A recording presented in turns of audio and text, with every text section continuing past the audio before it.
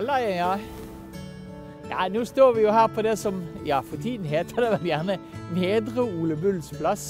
Og det gjør vi rett og slett fordi at i dag så har jeg tenkt oss å fortelle dere litt om, rett og slett om Hotell Norge. Det bygget som, ja, du vet, alle bergensere har jo på en eller annen måte et forhold til Hotell Norge. Om de har vært i en konfirmasjon, eller de har vært på date, eller hva som helst. Dette er på en måte det hotellet som kanskje har den mest sentrale plasseringen i bevisstheten av alle i byen. Og her var jo et rikt dyreliv, som vi skal høre senere om, som tok seg inn i Hotell Norge. Men grunnen til at de bygde hotellet her, det var jo greit. Altså, vi hadde jo jernbanestasjonen rett her borte på ja, er det Rasmus Meyer-samlinger. Og du hadde Dampskipsbryggen ikke så langt fra her heller. Så det var på en måte en litt sånn ideell sted å så bygge et hotell. I begynnelsen av 1880-årene var det egentlig svært få hoteller i Bergen, og det var ofte vanskelig å innlosjere reisende som kom til Bergen om aftenen da. Dette var bakgrunnen for at aksjeselskapet Hotell Norge ble stiftet våren 1885. Og de kjøpte da murmester Nilsen sine 2 eiendommer ved Martmannshagen for 80 000 kroner. Og besøkende forteller likevel om forholdene at det var dårlig med transport omkring i byen. Det var sparsomt bevendt med hestedrosjer, som det het, og intet hotell holdt omnibusser, slik at bybudene fraktet ting rundt på håndkjerrer. Ja, dette er det eldste bildet av Hotell Norge. Og til venstre her så ligger da Berles hus ned mot Byparken. Det blir da senere bygget inn i det større Hotell Norge-komplekset, men ikke på dette tidspunktet her ennå. Georg Pommerenke fra Hamburg ble da ansatt som hotelldirektør. Han hadde hotellutdannelse og en bred erfaring fra hotellbransjen. En spennende type egentlig. Pommerenke var språkmektig, hadde et belevent vesen, som det het den gangen, og en egen evne til å imponere. Og det ble sagt at han, ja, hva var det så heter så fint, han måtte lyse blant sine norske kolleger som en sol blant stjerner. Bildet viser her, det viser familien Pommerenke på ferie i Danmark. Vel, Pommerenke da fikk da leie Hotell Norge da, fra dette selskapet vi har snakket om, for mellom 12 000 og 15 000 kroner årlig i en 7-årsperiode. Og det nye hotellet var jo ganske lite i forhold til dagens da. Det nye hotellet hadde 42 gjesteværelser med i overkant av 60 senger. Og spisesal da med plass for 70-80 personer. Og det hadde selvfølgelig da mottagelses- og konversasjonsværelser, som det het den gangen. Et baderom, gatekafé og biljardværelse. Og i slutten av juni 1885 da, så kan du se i avisannonsen at spisesalen hadde en à la carte hele dagen, og at middagen kostet 1,50. Og man kunne også velge å spise ved direktørens bord, men selvfølgelig dette kostet jo mye mer. Og han hadde mange innfall på meg. Han inviterte blant annet byens kunstnere til biljard og billig drikke, da, med håp om at dette skulle da lokke byens borgere til restauranten og kaféen, for dette hadde vært vellykket i hovedstaden. Men bergenserne var ikke interessert, egentlig. Byens bedre borgere spiste nemlig helst i byens klubber og foreninger fremfor på en offentlig restaurasjon. For da slapp de at de ble fulgt av bergensernes nysgjerrige og sladderhungrige blikk, så bergenserne var kjent for å være sladrete. Vel, nok om det da. Hotell Norge ble som sagt ingen umiddelbar suksess, altså.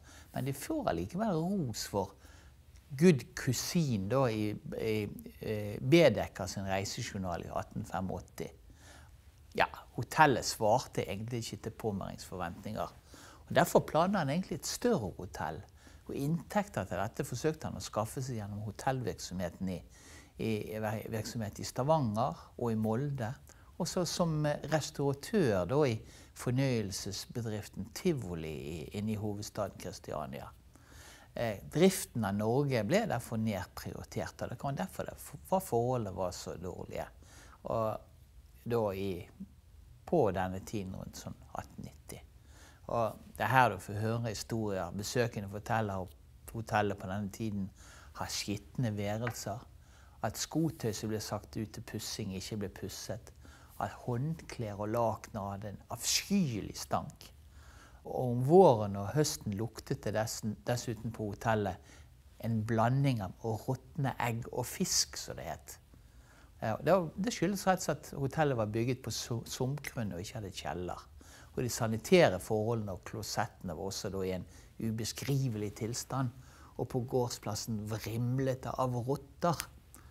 Og også innendørs var det rikt dyreliv. Det var mus og kakerlakker overalt, slik at middagsgjestene skal ha moret seg med å kaste brødbiter eller brødsmuler til musene som svermet omkring på gulvet. Vel, da Pommerenke i 1891 i april da fikk kjøpe hotellet for 135 000, så startet han da en oppgradering med nye gulver, med sanitæranlegg og med elektrisk belysning. Og samtidig kjøpte han da kjøpmann Berles hus, som vi nevnte i sted, på hjørnet av Martmannshaven og Ola Kjøres gate, og fikk da en fasade mot byparken. Ja, fra denne tiden så overlot han også hotelldriften til andre, og det var kanskje ikke det dummeste han kunne gjøre. Han leide ut hotellet da til de tyske restauratørene Adolf Duker og Hans Brunne, som nå klarte det Pommerenke aldri hadde klart, nemlig å skape et samlingssted for byens befolkning på Hotell Norge. Så skjer det jo litt sånne tragedier, eller var det tragedier? Det ble egentlig aldri avslørt hvem som satt fyr på hotellets øverste etasje i 1894. Så da brant det på hotellet. Men for Pommerenke var jo brannen egentlig ganske så kjærkommen. Ja, han fikk nemlig store forsikringsbeløp han kunne investere. Nye eiendommer ble innkjøpt, og det ble både bygget vaskeri og et offentlig badeetablissement. Det såkalte offentlige sentralbad. Det første sentralbadet da. Dette hadde da 29 badeværelser, hvor ett hadde marmorbasseng. Det hadde badstue og romerbad med 31 sitteplasser og 10 badekar. Så her fikk folk i sentrum da vasket av seg skiten en gang i vikken, så det stod i et sted. Og i 1895 kom jo Hjørnet, hotellets populære kafé og bodega på plass. Og denne kjenner vi mange til. Også her møttes det også byens unge damer på lørdagen for å lese og diskutere dagens aviser og drikke portvin til 25 øre. Det høres kult ut. Men kvinner hadde likevel lenge vært et innslag i hotellet, da, for 3/4 av de som jobbet der i høysesongen var jo faktisk damer. Ja, i år 1900 hadde hotellet nå, etter all tilveksten, fått nesten 200 gjesteværelser med priser fra 250 oppover, og med elektrisk lys og sentralvarme. Så i avisene kan du lese da annonser fra denne tiden. Pommerenke Hotell Norge, førsteklasses hotell, smukt beliggende ved byens park. Vel, alt som skal gå opp skal ned. Et børskrak i 1899 og en påfølgende økonomisk krise rammet da Hotell Norge hardt.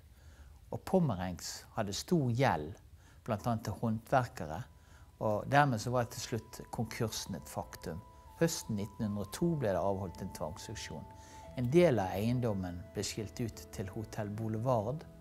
Resten ble solgt under ett som hotellvirksomhet til Albert Pettersson, som da hadde vært hotellets første portier. Og med han så begynner det en ny epoke i Hotell Norges lange liv. Men det er en annen historie, så kanskje vi kan fortelle en annen gang.